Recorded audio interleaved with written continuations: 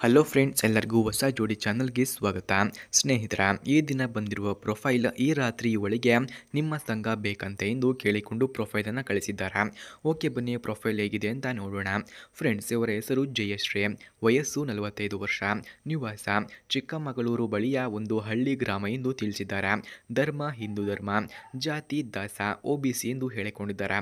ವಿದ್ಯಾಭ್ಯಾಸ SSLC ಮಟ್ಟಿಗೆ ಓದಿದ್ದಾರೆ ಎಂದು ಹೇಳಲಾಗ್ತಿದೆ. ಉದ್ಯೋಗ ಮನೆಯ ಬಟ್ಟೆಯನ್ನು ತೊಳೆಯುವ ಕೆಲಸ ಎಂದು ತಿಳಿಸಿದ್ದಾರೆ. ವೈವಾಹಿಕ ಸ್ಥಿತಿ ವಿಚ್ಛೇದನ, ಸಪರೇಟ್ ಆಗಿದ್ದೇವೆ ಎಂದು ತಿಳಿಸಿದ್ದಾರೆ.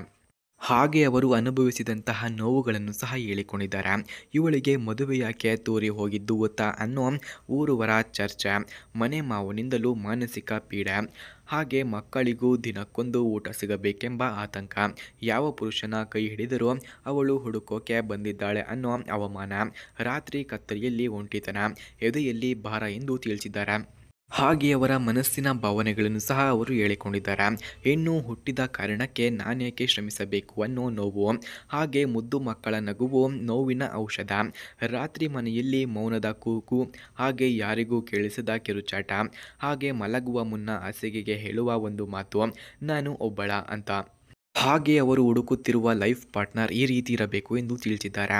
ಅವಳ ನೋವನ್ನು ಅರ್ಥ ಮಾಡಿಕೊಳ್ಳಬಲ್ಲವನು, ಶರೀರವಲ್ಲ ಮನಸ್ಸಿನ ತಾಕತ್ತಿಗೆ ಬೆಲೆ ಇಡುವವನು, ಅವಳಿಗೆ ಪ್ರತಿದಿನ ಬಿದ್ದಿದ್ದೀಯಾ ನಗ್ತಿದ್ದೀಯಾ ಅನ್ನೋದು ಕೇಳುವವನಾಗಿರಲಿ, ಹಾಗೆ ಬದುಕಿನ ಭಾಗಿಯಾಗಬಲ್ಲ ಸ್ನೇಹಿತ ಬೇಕು, ದಿನಂತ್ಯದಲ್ಲಿ ತಲೆ ಹಾಸಿಕೊಳ್ಳುವ ಭದ್ರತೆ ನೀಡಬಲ್ಲವನು ಆಗಿರಬೇಕು, ಹೆಣ್ಮಕ್ಕಳಿಗೆ ಹಿತವಚನ ಹೇಳಬಲ್ಲ ನಂಬಿಕೆಯ ವ್ಯಕ್ತಿ ಇದ್ದರೆ ಮಾತ್ರ ಅವಕಾಶವನ್ನು ಕೊಡ್ತೀನಿ ಎಂದು ತಿಳಿಸಿದ್ದಾರೆ.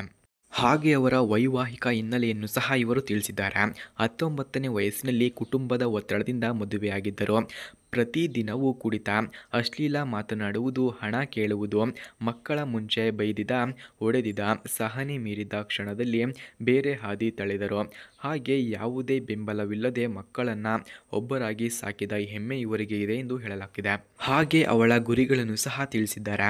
ಮಕ್ಕಳು ಒಳ್ಳೆಯವರಾಗಿರಲಿ, ಜೀವನವನ್ನೇ ಕಳಿಸಿದರೂ ಇನ್ನುಳಿದ ದಿನಗಳೆಲ್ಲ ನನ್ನದೇ ಆಗಿರಲಿ, ಪ್ರೀತಿಯ ಸ್ಪರ್ಶ ಮತ್ತೊಮ್ಮೆ ಮಡಲಲ್ಲಿ ಬೀಳಲಿ, ನನ್ನ ಬಾಳಿಗೆ ಇನ್ನೊಬ್ಬನ ಕೈಗೊಳ್ಳುವ ಸಮಯ ಬಂದಿದೆ ಎಂದು ತಿಳಿಸಿದ್ದಾರೆ. ಹಾಗೆ ಅವರ ಕೊನೆಯ ಮನವಿಯನ್ನು ಕೂಡ ಹೇಳಿಕೊಂಡಿದ್ದಾರೆ. ನೀವು ಒಬ್ಬಳಿಗಾಗಿ ಕಾಯ್ತಿದ್ದರೆ ಬನ್ನಿ, ನಾನು ಯಾರ ಕಸ ಅಲ್ಲ, ಒಂದು ಸಜೀವ ನಕ್ಷತ್ರ, ಯಾರಿಗಾದರೂ ನಿಜವಾಗಿಯೂ ಸಂಪರ್ಕ ಬೇಕಿದ್ರೆ ಬನ್ನಿ ಎಂದು ತಿಳಿಸಿದ್ದಾರೆ. ಹಾಗೆ ಸ್ನೇಹಿತರೆ, ಯಾರಿಗಾದರೂ ಇವರ ಸಂಪರ್ಕ ನಿಮಗೆ ಬೇಕಾಗಿದ್ದರೆ ಮೊದಲು ನಮ್ಮ ಚಾನಲನ್ನು ಸಬ್ಸ್ಕ್ರೈಬ್ ಮಾಡಿಕೊಳ್ಳಿ. ಆ ನಂತರ ಜಾಯಿನ್ ಎಂಬ ಬಟನ್ ಕಾಣಿಸುತ್ತದೆ. ಜಾಯಿನ್ ಬಟನ್ ಮೇಲೆ ಕ್ಲಿಕ್ ಮಾಡಿ ನಮ್ಮ ಮೆಂಬರ್ಶಿಪ್ಗೆ ಜಾಯಿನ್ ಆದರೆ ಇವರ ಸಂಪರ್ಕದ ಡೀಟೇಲ್ಸನ್ನು ನಾನು ನಿಮಗೆ ಕೊಟ್ಟಿರುತ್ತೇನೆ. ಧನ್ಯವಾದಗಳು.